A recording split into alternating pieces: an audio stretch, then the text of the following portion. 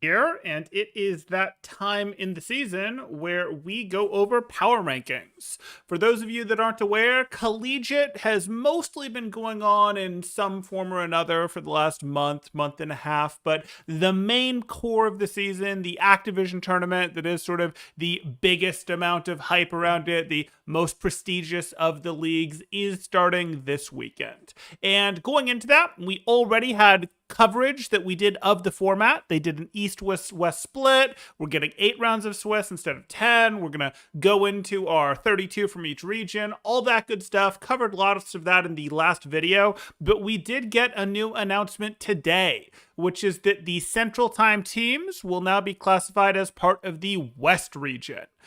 We can see that here in David's announcement. Central Times have moved to the West region. The East region was previously quite a bit stronger than the West region, so I understand the justification for that. If we take a quick look at oops, that's not quite what I'd want. If we take a quick look at sort of the East versus West here, we can see that the East, especially if the East includes Central, this is from 2 seasons ago, so from last year there, we can see that there's quite a bit more powerful teams that made it into the top 32 on the East side than there was on the West side. If we did the same thing more recently with maybe a look at this last season's homecoming, we can see that, let's just take a quick look back here. This is going to be classified as East, East, East because it's Central, West, East, East, East, East, West, East, West, East, East, East, East, West. So we can see, okay, 3 West teams. I'll do our West in a different color, I suppose. 3 West teams versus 4 West teams, excuse me, versus the rest of those East teams in the top 16. That doesn't really make sense. That wasn't really balanced. We know there is just in collegiate at this point in time, because more Eastern schools were quicker to adopt Overwatch and be serious about it, that there was an imbalance there. So does this change make sense? Well, this change somewhat makes sense. I'm not wildly opposed to this change. I think the short notice on the announcement is a bit disappointing because there's not time for people to change work schedules anymore. Generally, if people want to take time off work, and these are students, they have classes, which hopefully they don't have on Saturday at 1 or 2 p.m., though, that's going to differ. It's 1 or 2 p.m. Eastern or 1 or 2 p.m. Western, but now if you're in Central, you're going 2 hours over to that Western time there. That's a little trickier, but if you had work, if you had things like that, 2 weeks ago, you could have probably worked with work to get the time off. Many students do have part-time jobs. Now that's tough to do. But we did get the rationale here. We can see from David that this was because they were in this thing where they saw there were only 50 teams registered for West, with East having over 100. So even though if we look at a time zone map here, it sort of would have made sense to go, hey, based on a time zone. Oh, I thought I had a time zone map pulled up. If we look at this, we put previously, this was West plus Alaska and Hawaii, and then we had East over here. That sort of made sense. But ultimately, the reality is no, we did in fact need to go that our West is going to include Central here, and then we need to put as well as Hawaii and Alaska as plus this to do it. And I understand they couldn't necessarily have known perfectly what was going to be the split for where teams were going to be, how many were going to sign up from West versus East. We could see at the top what the split was going to look like, and we knew that was a little bit of a problem, but it probably worked out because, hey, you were going to have top 32 from each side, and that was pretty generous. The teams that really had a chance of making top 16, for example, true top 32, weren't going to miss out and not make it into the top 32 in the East, even though the East probably still does have more than 32, or maybe has about 32 GM plus teams there. Now, we've moved over. Some of the good teams that would be in Central here are moved over, so that is the news. Take with it what you will. But that brings us into power rankings, which is sort of our main thought of the video. And I don't know if I released this, but this is roughly what you would have had to consider your power rankings at the end of last season. You look at this here, you see, hey, ISU, we might all know that, hey, on most days, they'd have been the better Overwatch team. They went ahead and put 4 players into OWL after that season, but ultimately, in the final match, they lost. They lost to Northwood. Northwood won the Activision League. Northwood also won the NACE League there. And I believe they also actually won the NECC League. So can't really give it to anyone but Northwood as the champions last season, even if for most of the season we'd have said ISU was better. Even if ISU had played without the COVID, they probably would have won. Ultimately, Northwood won 3 leagues, have to give it to them. Put ISU right behind them. Bay State got second place in 2 of those 3 leagues. They're going to end up there as well. We then see this next tier, as well as these guys rounding it out. UTD, Texas, underperformed. They definitely underperformed a bit there. Irvine took them down. That surprised a lot of people. Irvine really made a name for themselves by going, no, we're not going to have an easy way in. If we look at Irvine in previous seasons, we can see that, hey, we might look at them 2 seasons ago and say, hey, they made it into the top 4. Why didn't anyone respect them as a top 4 team? Well, it's because they didn't have to go through Maryville. They didn't have to go through Harrisburg. They didn't have to go through Northwood to get to top 4. They had the path that didn't include one of the big 3 in that season. And in this season, you might see someone like someone like ISU in here, but ISU was not the monster team that it was last semester. Bay State did not exist in the Overwatch scene, those sort of things. So they hadn't done it in a real way. This time, they did it by taking down a super Dallas, and that's why, hey, they're going to get respect. Now, is Dallas maybe slacking a little bit? Did something happen to them? Were they starting to enter a little bit of a slump? Maybe, but you know what? Can't hold it against them. So if we look at last season, this is roughly how I think most of us would put it for how it finished out here. We've got our top 8 schools up here. We have this sort of next tier of schools that can maybe challenge, can maybe do some work, maybe, took maps, maybe forced bracket resets or match resets against some of these guys when it was, hey, you have to win 2 matches in a row, some things like that.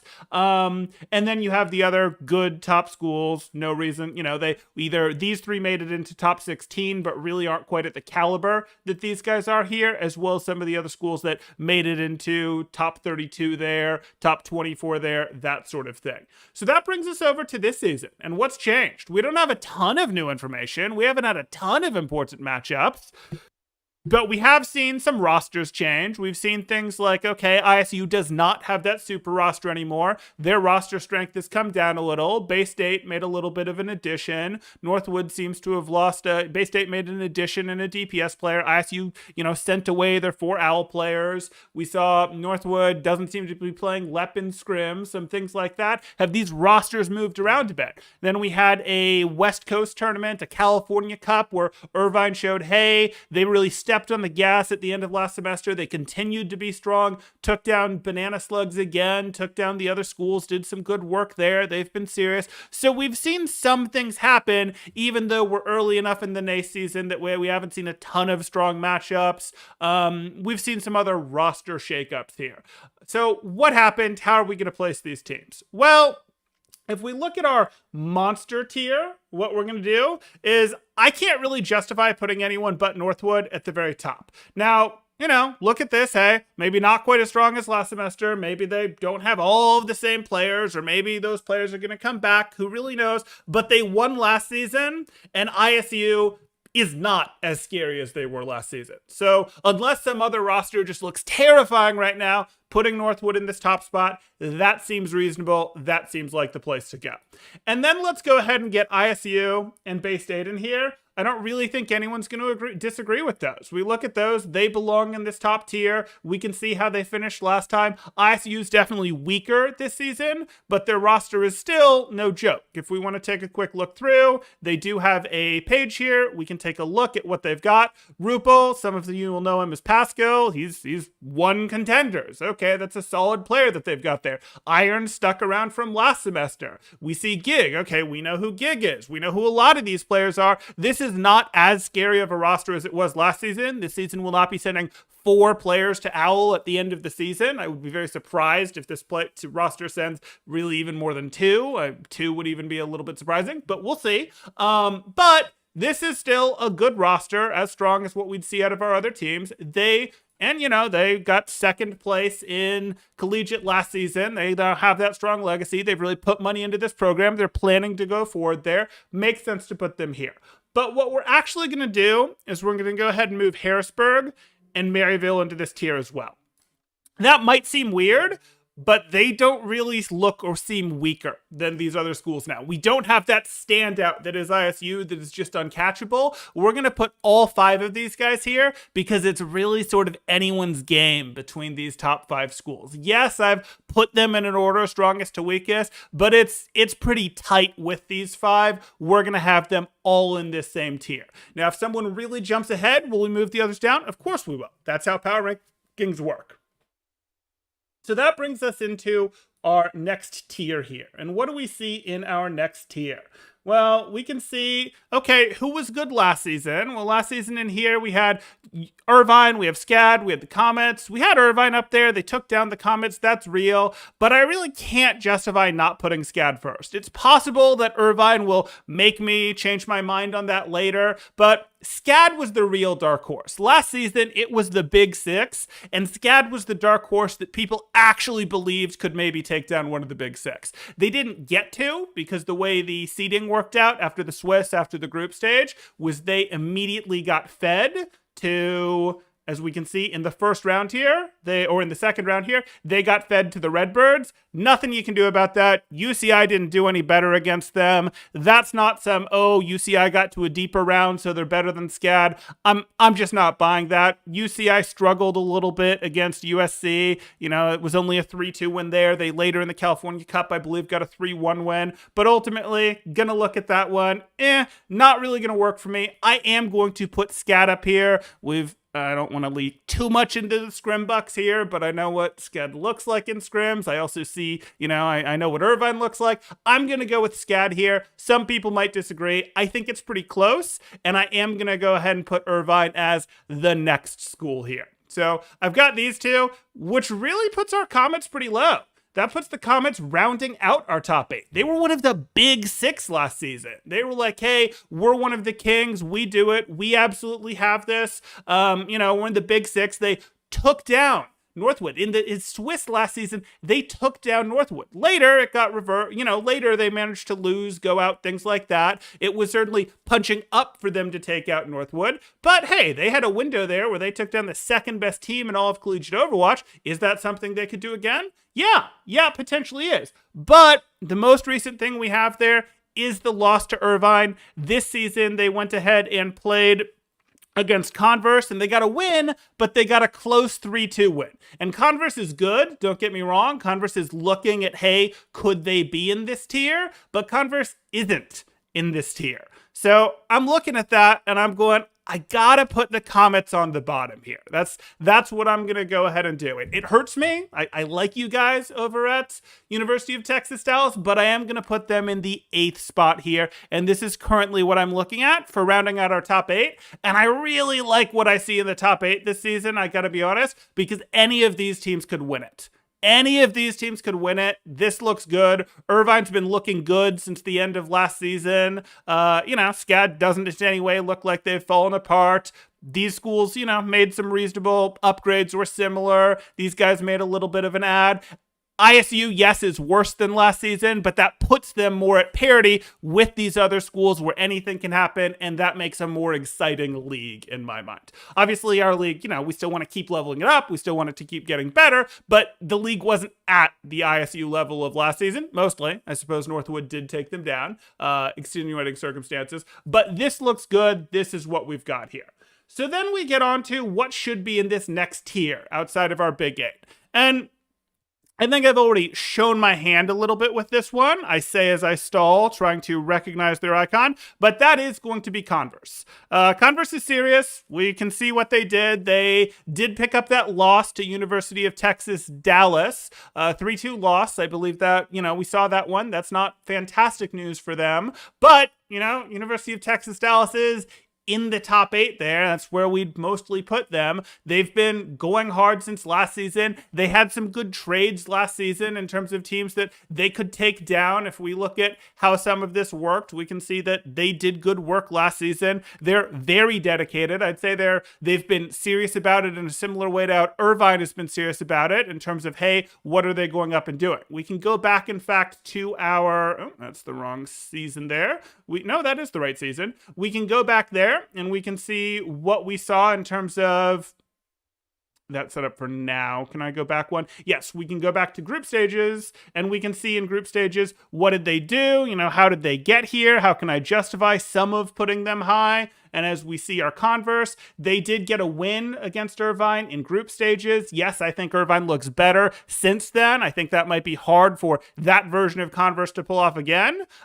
Before Irvine got the double win against them, they effectively forced the bracket reset because they had the earlier win there. But ultimately, this school looks good. They've continued to grind hard. I think that there are some interesting things that we could do here, and I'm going to put them at the top of this next tier. So looking in on the 8 schools there. Then you can call me a homer for this one if you want, but I really haven't moved us very much. I'm putting Northeastern next. Why am I putting Northeastern next, and what happened to the Banana Slugs? Well, that's unfortunate, but, could be a rumor, could be the Banana Slugs just joking around, etc. But I do have a statement from a UCSC player that 3 of their starters aren't going to be able to play this season. That's a big hit. These guys would have been, right here, maybe right here. If they were playing, they certainly gave Irvine some challenges. They've lost to Irvine twice, but those were hard-fought losses. They were number 2 in the California Cup there. They're a good team. They're a solid team. I got no issue with them, and it hurts me if they've lost these 3 players, but I can't put them up here anymore if they have. That's just not going to make sense. You can see roster on Game Battles that Snozzler is confirmed not playing. I don't remember if the rosters are locked in yet, but yeah, if they lose Snozzler is, I would say, one of their top players. He's certainly in the top half of their roster. Him not playing is a big deal. If 3 of their starters, even if the other 3 aren't from the top half of their roster, aren't playing, that means that we've got to demote this team. And it hurts because they were a good team. They're a team that, was a good mix-up, was a good, nice, matchup for Northeastern. Obviously, I'm always looking around for which teams make sense to scrim because I do coach for Northeastern. You guys, if you want to go, oh, Northeastern's worse than this and he's being a homer for his team, I'm really not. But you can, certainly do that if you want to. So it pains me to see the Banana Slugs go. We've had some fun scrims with them in the past, and they've made a nice little, oh, hey, that's a nice team that we can plot by how they're doing. That's a nice team that we can have a little bit of a rivalry with, etc. But that's what we've got there. That's why you see them not yet on the list here. So then, who can we go to next? Well, we can go to Utah. Not a ton of movement there. We're going to have a little less information as we go a bit lower through the season here. I believe they started up their scrims a little later than some of these other teams, so it's possible that they're still going to have some rust there. But hey, that's what they're doing. We're not really moving them, and likewise, we're really not going to move Boise. Boise wasn't amazing in terms of what they accomplished last semester. They made it to their top 16, but didn't do anything amazing once they got there. They weren't in any way dominant. They're perhaps not the Boise that we'd have seen a few seasons ago, a few years back, where we'd have looked at them and said, hey, they've got really strong legacy. That said, we'd have probably said similar things about Utah and Irvine, and I'd say the only one who's really maintained that level of play has been Irvine. They really kicked it up and brought it back there. So these guys will continue to round it out here. From here, we'll see what happens. We'll ultimately see what happens. I really don't know where to put the Banana Slugs. I don't want to discount them too hard. I could put them in here at the beginning of this. I think I'll finish out instead by going, hey, we're going to go Illinois Orange. We're going to go Penn State. We're going to go Florida. We look at these again are the ones that they were the other top 16 schools. They're really not quite at the tier of these schools, sort of what we would call the top 13 schools. And, we can say that. How can we say that? Well, Northeastern went ahead and beat Penn State in the Boston Cup that happened right at the end of the season after the Activision tournament. We can see, hey, I've seen what's happened elsewhere. Illinois has put up some good stuff. Florida has put up some good stuff, but this really would have been considered a tier above. And that's why we're going to continue to do that here. We are going to put these teams, though, because they did make top 16, in this spot here. And then maybe Banana Slugs go here. It's really hard to know. It's possible that they're just going to be in the good teams category. But then we're going to go ahead and I did check out your tweet, Lueyyy. I have your tweet pulled up. I have your tweet pulled up, and I have NACE's most recent power rankings as well. So right now I'm sort of talking it through, making my initial placements for this season. Things will move around. But for now, we're going to go ahead and put UC Santa Cruz here, losing 3 starters, losing Snozzler. That's a big deal. We're going to put them in the good teams bucket. I'd like to see them back up here. I'd like to see them down in here, but ultimately, we've got to be real here. Then from there, what are we going to go with? Well, this is sort of our just fill it out category. We can look at this and say, hey, what do we want to do? We want to grab Winthrop. You know what? Solid, good team. Got themselves through NACE into the playoffs last semester. Got into top 32, but didn't make it through there. That makes sense. Similar thing with Lords. Got themselves into NACE playoffs last season before ultimately going out again top 32, but didn't make it through to the top 16. Some of those were surprises, some of the places where they went down, but hey, these things happen, and we're going to be honest in our assessment. Miami, Ohio, top 32, went out. They've always been a little bit inconsistent as a team. They might show up, like I believe they beat Utah in Swiss at one point earlier last season before ultimately going down to some teams that if they can beat Utah, you might have expected them to beat, but they didn't. So, hey, that happened.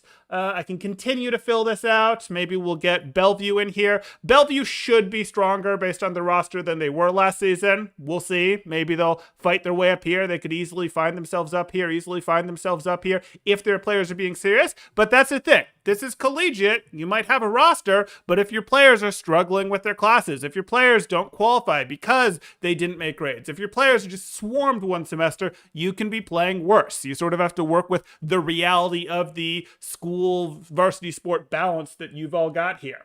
UNT looks good. UNT looks good, stronger this semester than last semester, I'd say. That's Scrimbucks talking definitely, but I think that's going to be pretty solid. They did make it to top 32 last season. I wouldn't be surprised if they did so again. Waterloo, they've been strong historically. There used to be the memes, the jokes about how they were stronger than the worst Owl team back when we had our bottom 2 Owl teams in season 1. They have some legacy.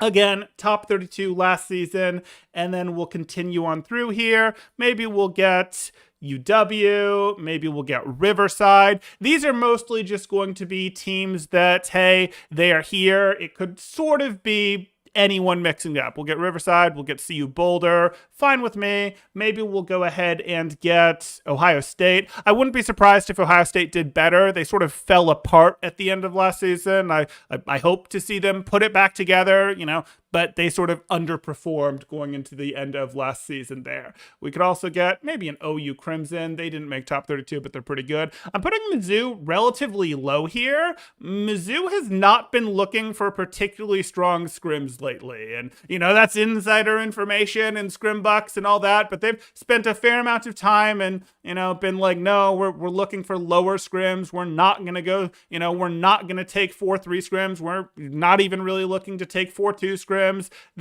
That would be concerning. Now, in the past, they've turned it on. They've been able to have pretty good players, put together good strategies. You saw when they went up against UNT, they came out with their Balls Then Junkrat comp to punish UNT, who they knew would be running brawl, things like that. And maybe it's that their coaching has moved on. If memory serves, they don't have Direwolf. They lost him 2 semesters ago. I believe they lost Speakeasy, and Speakeasy is not with them. Speakeasy still is, big in the collegiate scene as a fan, as a member of the Discords, etc., but I don't believe he's coaching for them anymore, and maybe that's what hurt them. Maybe that's why they're going back. Ohio State lost players too? Oh! Ohio only has 1 GM player? Okay, then we'll move them down. Thank you. I appreciate that. They probably actually don't even belong in the list if that's what happened. But we were just about at the end of the list anyway. I'll throw UW Stout up there. And I'm not going to throw these teams up here then. These teams, this team, borderline GM team, this team is pretty much understood to have cheesed their way into top 32 where they intentionally, lost matches early to give themselves an easy Swiss bracket. They certainly didn't do anything that proved otherwise last semester. Waldorf was great. Waldorf would have found themselves in this tier, maybe in this tier. but they imploded at the end of last season. And then Bryant Stratton, who wasn't on this tier list because they weren't in Activision Blizzard's collegiate tournament, though they did show up in NACE and I believe in NECC, they would have likewise probably been in this tier right now. Based on what I'm hearing, it sounds like their roster is imploding and they might be done with competition too. So those are some of the schools. If you're wondering, why aren't you seeing them here? Why is Santa Cruz so low? Why are, the Comets down a little bit? Why do we have 5 monsters? Again, where's Bryant Stratton? Why is Ohio State off here? Why is Waldorf not on here? Those are going to be my answers here. And I'm going to be honest, there's plenty of other teams who could end up in this good teams tier here. We could see the New York Ultraviolets in here. We could see Hawaii in here. There's plenty of other teams that are good teams that belong in this tier, but ultimately, it sort of becomes we're using this, we're aware of these, we're looking mostly at the teams that did well last season. I'm not surprised if we see some of these other teams fight their way through. This is kind of the meat and potatoes of it up here that we're really looking at. We just want to have these on here, and ultimately, the tier list maker isn't happy if I try to load up 50 images, etc. So I'm not necessarily trying to slight some of the other teams that didn't make it into this good teams thing. I did roughly try to put the ones that are here in order, but that's what we're looking at. So yes, they imploded. Bryant Stratton or Waldorf or Ohio State. It's sad to be talking about that from so many different perspectives, unfortunately. Okay, so this is what my tier list would look like right now, heading into the season. Reminder, that starts up on Saturday, but let's check out how other tier lists are looking. So we've got Lueyyy coming in here with a tier list. For those that don't know, Lueyyy is a UTD player, and we can see season starts soon. Here's my Overwatch Collegiate Cup rankings, and they've got the same top 8 that we do. Who y'all got? And then, let's see, did they say, is this in order? We have Lueyyy here, so Lueyyy will tell us. So Lueyyy, based on the Scrimbucks, you gotta tell us, Miami and Lords upgraded roster a lot. Yeah, they did. I'm ready for those upgraded rosters to show off. Like I've paid attention. You can tell me Miami's upgraded their roster, and that's the wrong one. And I could potentially move them up here, but the reason that I'm not immediately moving them up here, honestly, is if we look at Miami, I have information that maybe isn't totally fair, but this is what I get from tracking the scene. Give me just a second to pull up Miami's Akron match. Come on. Where did you guys play? Come on. This should be easier to navigate.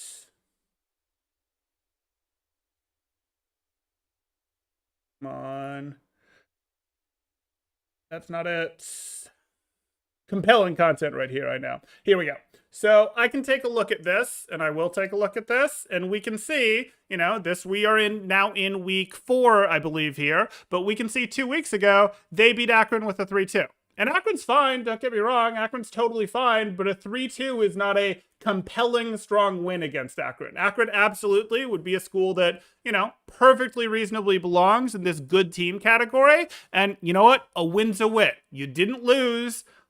I'm not going to knock you down for, you got a map, or I'm not going to boost someone for you got a map off Maryville, or you got a map off ISU. But 3-2 is not a decisive win, and that does have some level of moving, just like it's, the 3-2 against Dallas is helping Converse a little bit here. So that's one of the reasons that I'm not going wild about Miami, Ohio there. Other things that I would talk about there would be, Lords is near the top of our good teams. Lords last season, I had up with these schools here, and it didn't click. It didn't happen for them. I'm ready for it to happen this season. We'll see if they move up a bit. Okay, what else do we got? You were on DPS. I don't know who you are. You don't have a name here. Okay. You've made your name a dash. Okay, there we go. Didn't mention Scrimbucks was one factor, and 2, we've played in matches this semester. Sure. Oh, hey, Heartache. Hey, Heartache, how you doing? Okay, so Heartache, where do you think you should be? Do you think you guys should be up here? Because You're gonna. Oh, you were on DPS in the Akron match. Got it. Akron's a little real for you guys to have not taken that seriously. Was that just class schedules? Like Akron isn't like. Akron is real enough. Like I look at that tournament and I sort of say the teams that you'd pay attention to in ESC are probably Miami, Ohio, Northeastern, Akron, and maybe Ball State are probably the 4 that I'd pay attention to. And I'm surprised that you'd have chosen to DPS there rather than play your off tanks. Classes, yeah, that happens to us too. Happens to us too. That's how it goes. Okay, so yeah, I'll be looking to see you guys do better here. Maybe I'll move you guys to the top. Maybe I'll move Lords up as well. How about we do that one? I'm always interested in more feedback here. Substitute main taken. Okay. Cool. We'll be ready for you. I hope you'll have your starters, ready for us. We'll have our starters ready for you. So here we go through. We're going through Luey's rankings. We've got Maryville, Northwood, Harrisburg, Bay State, Redbirds, UTD, UCI, and SCAD. If this is his order, it's a little different than ours, and Lueyy is in chat, so I'm sure Lueyy will tell us. But these are certainly, I think we should pretty much all be in agreement that these are the top 8 schools. The top 8 are pretty locked down. I think the only one who maybe has an argument for knocking on the door of the top 8 and saying, no, it's going to be one of us is maybe Converse can make something happen against one of these schools. You've gone even with Utah with you on DPS? I don't want to respond to that because like I said earlier, I don't think Utah is terribly warm at this point in the season. I think Utah started scrimming late compared to most of the schools because I don't think they're in NACE. I don't think they're in NECC. I know that they're not in ESC. I think they started late, and if you catch them in week 1 or 2 of their scrims, I don't think that's totally fair, and I try not to rate teams too harshly on that. Certainly if they don't pick it up though, they're dead. If they drop real matches, they're dead. They lost their DPS. Okay. Then they're probably being overrated. We'll see. We will see. Okay. So we continue through here. Teams to look out for. Lueyy, no particular order. See, that's boring, Lueyy. If you don't put them in order, like we all agree these are the top 8 schools. Was the second time you've scrimmed? Okay. Fair. Teams to look out for. UST. St. Thomas? St. Thomas never seems to field a legit roster, and I think even based on what Heartache was saying, they're still not fielding a legit roster. So I think that's who you're talking about. We'll see if that happens. UCSC, I wish it was true. I don't really think it is. I think Boise's fine.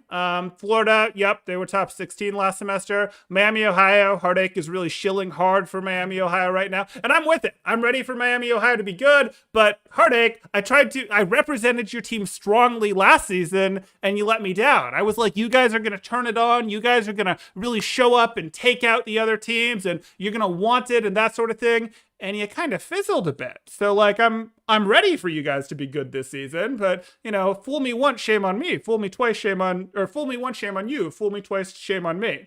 Boise is pretty good. Okay. You had flex DPS problems and you're fixing those? Is the DPS played? I'm kidding. Okay. Illinois Orange. Yep, Illinois Orange. They've shown that's real. That wasn't a mirage. They took their top 16, making it into top 16 seriously, and they've made that pretty serious. I sort of thought that, hey, I initially when I looked at them, I went, hey, they made it through. I sort of looked at these 3 teams and went, no, they made it through, but they're not really better than, any number of other teams that could have made it through, things like that. But no, I'd say this lit a bit of a fire under them, and I think some of these teams are going to be, they've decided that this is where they belong and they're going to keep it, even if maybe there was some amount of, hey, it worked out how it did from National Swiss, etc. These guys had to beat real teams to do it in group stages, and they did. So yeah, that's cool to see. Flex DPS problems. Player didn't want to finish college. Okay, let's take a look. BSD Bobcats, they're gone. Their rosters, I don't know that they're gone, but I believe that their roster is having some trouble. Bellevue, I would expect to be good again. I was surprised that they weren't good last semester, or they weren't super good last semester. They did make top 32. GVU, I'm blanking on who that is. Maybe you'll tell me. Utah, it's possible that I'm overrating Utah a little bit. I know they're pretty early in their scrim cycle. When we matched up with them, I don't want to talk too much about, scrim bucks that I directly had eyes on. I wasn't terribly impressed, but I wasn't willing to write them off. If they've actually graduated a bunch of players, maybe they come down. PSU, sure. I think PSU really... We'll see. PSU overperforms their SR. They're certainly not going to be... they're just going to get rolled by any of these teams. And I really don't think they can... I really don't think they can knock on the doors of any of these teams either. But we'll see. We will see. I've put Illinois Orange ahead of them, and I'm pretty sure that's correct. I'm not willing to move Illinois Orange to a tier above them, but I think PSU would struggle to take that off of Illinois Orange there. But we will see. KSU, Northeastern, UCLA. Did UCLA make serious ads?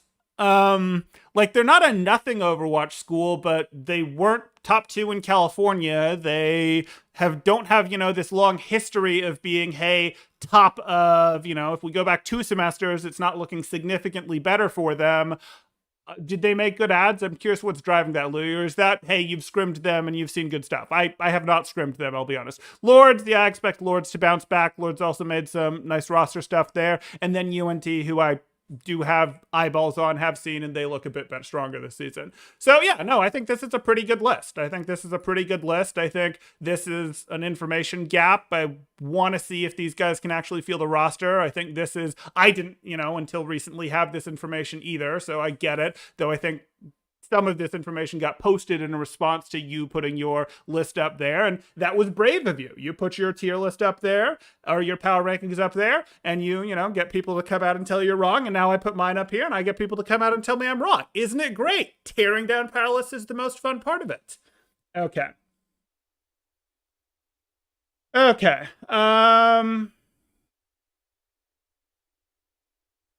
GVU is pretty nice.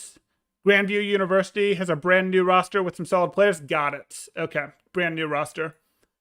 BSC was signed up for GG leagues, but I don't know. Roster. Yeah, no, they were signed up for a bunch of stuff. They were signed up for everything.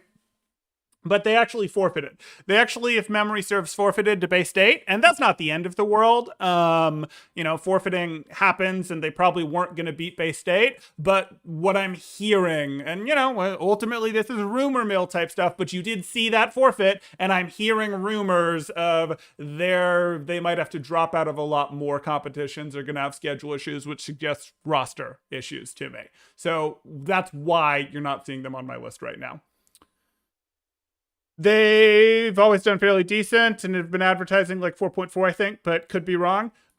Part of the problem is you look at advertising and it's like, we all have a list of schools that we're actually interested in scrimming because the advertisements just mean so little at this point in tier 3 and collegiate Overwatch for, what's your SR? There's a reason we're all verifying rosters at this point, or we're all looking at our whitelist of, okay, well, which schools are we willing to scrim against, etc. Which is fine. Is your 4-4 in reference to BSC or in reference to Grandview? Because I'm not familiar. I'll want to see Grandview University. I haven't seen them compete in anything. They weren't on my radar. So maybe they're going to end up here. Maybe they're going to be a big power player there. Yeah, fair point. Exactly. I do keep an eye on, what people are advertising their rosters as, but ultimately there's, like I said, a reason. Okay, so we saw Lueyyy's here. I think Lueyy's is pretty good. I think we've made ours even better. And then let's go ahead and check out NACE. NACE is only going to be power ranking based on the schools that are in NACE, but let's see how this matches up here. They've got Northwood on top, ISU next, Bay State, Harrisburg, top 4. Those make sense as the top 4. And then as we see, they continue through here. I can just make this bigger. No reason not to.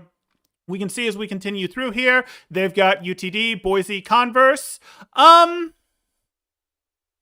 Yeah, and then Illinois Orange, Bryant Stratton. Bryant Stratton's losses to Converse, so that doesn't really bother me here because Converse is Converse beating them isn't particularly wild. That makes sense. I thought this would be an interesting division. There wasn't a ton of other great teams in that division, maybe one other challenger, but like at least they had two. That was probably the most interesting regular season match, in my opinion, in the NACE season. The playoffs will, of course, be much more interesting. That happened, if memory serves, and Converse got the win there. Then we'll see if what's going on with rosters, forfeits, etc. going forward here. I think this is way too low for Irvine. Irvine has to be rated higher than this. The rest of this is probably fine. Other than, are these guys...